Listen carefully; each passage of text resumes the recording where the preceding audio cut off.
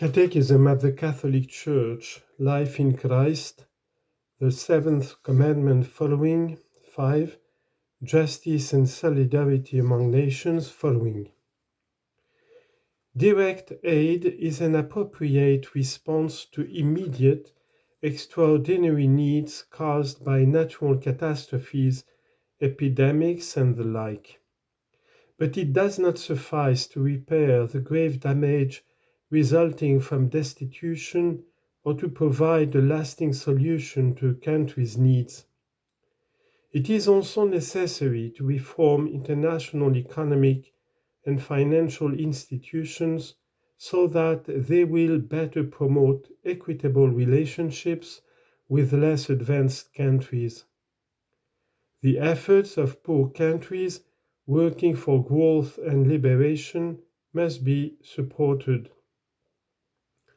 This doctrine must be applied especially in the area of agricultural labor. Peasants, especially in the Third World, form the overwhelming majority of the poor. An increased sense of God and increased self-awareness are fundamental to any full development of human society. This development multiplies material goods and puts them at the service of the person and his freedom. It reduces dire poverty and economic exploitation. It makes for growth in respect for cultural identities and openness to the transcendent. It is not the role of the pastors of the Church to intervene directly in the political structuring and organization of social life. This task is part of the vocation of the lay faithful, acting on their own initiative with their fellow citizens. Social action can assume various concrete forms. It should always have the common good in view and be in conformity with the message of the gospel and the teaching of the Church. It is the role of the laity to animate temporal realities with Christian commitment, by which they show that they are witnesses and agents of peace and justice. Love for the poor. Number 6. Love for the poor. God blesses those who come to the aid of the poor and rebukes those who turn away from them. Give to him who begs from you. Do not refuse him who would borrow from you. You received without pay, give without pay. Matthew chapter 5. It is by what they have done for the poor that Jesus Christ will recognize his chosen ones. Matthew chapter 25. When the poor have the good news preached to them, it is the sign of Christ's presence. Matthew chapter 11 and Luke chapter 4. The Church's love for the poor is a part of her constant tradition.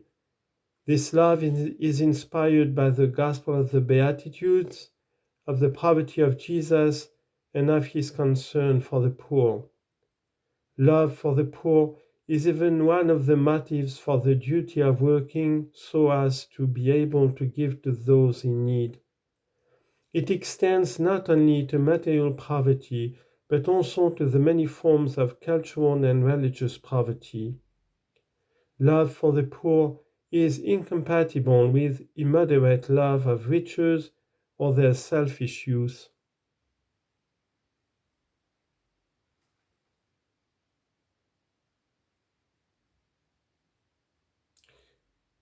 Quote from the letter of James. Come now, you rich, weep and mourn for the miseries that are coming upon you. Your riches have rotted, and your garments are moth-eaten. Your gold and silver have rusted, and their rust will be evident against you, and will eat your flesh like fire. You have laid up treasure for the last days. Behold, The wages of the laborers who mowed your fields, which you kept back by fraud, cry out, and the cries of the harvesters have reached the ears of the Lord of hosts. You have lived on the earth in luxury and in pleasure.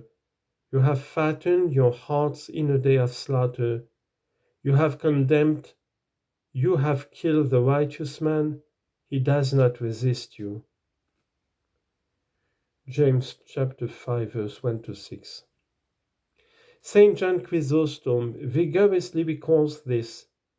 Not to enable the poor to share in your goods is to steal from them and deprive them of life.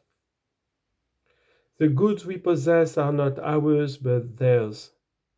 The demands of justice must be satisfied first of all. That which is already due in justice is not to be offered as a gift of charity. When we attend to the needs of those in want, we give them what is theirs, not ours. More than performing works of mercy, we are paying a debt of justice. It was a quote from St. Gregory the Great. The works of mercy are charitable actions by which we come to the aid of our neighbor in his spiritual and bodily necessities, instructing, advising, consoling, comforting are spiritual works of mercy, as are forgiving and bearing wrongs patiently. The corporal works of mercy consist especially in feeding the hungry, sheltering the homeless, clothing the naked, visiting the sick and imprisoned, and burying the dead. Among all these, giving alms to the poor is one of the chief witnesses to fraternal charity. It is also a work of justice pleasing to God.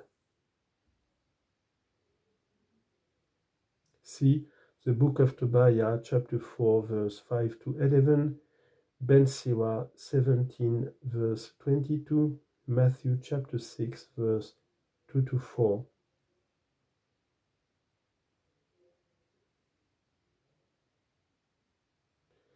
Quote from St. James, from the letter of James.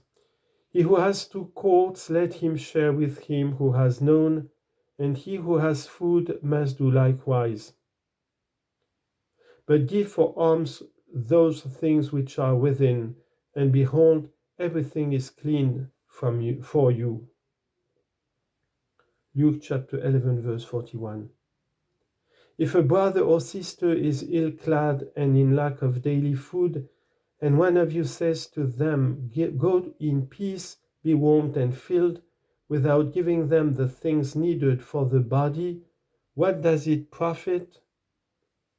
James chapter 2, verse 15 to 16.